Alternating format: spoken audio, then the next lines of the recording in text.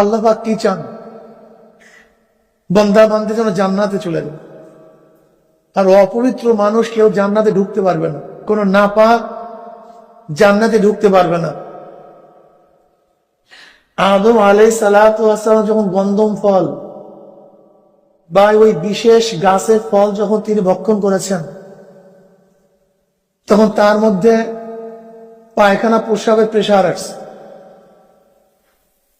এর আগে কোনোদিন পায়খানা প্রস্রাবের প্রেসার ব্যাগ হয় নাই, কিন্তু যখনই গন্ধম খেয়েছেন তখনই তার মধ্যে এটা আসছে।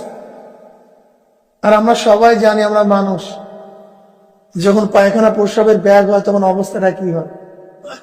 আদম আলাইহিস সালাতু ওয়াস সালাম তিনি দৌড়াদৌড়ি করতেছেন, কোন জায়গায় ত্যাগ করবেন মলমূত্র, কোন জায়গায়, শুধু দৌড়াদৌড়ি করতেছেন।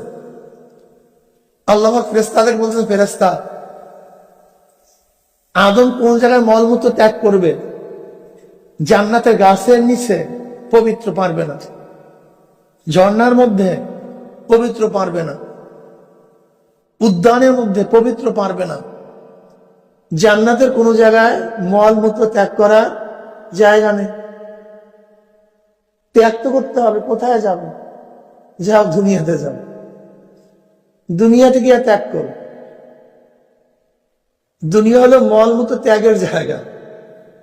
কয়েকদিন মলমূত্র ত্যাগ করবেন, দুনিয়া থেকে বিদায় হয়ে যাবে। আর কি?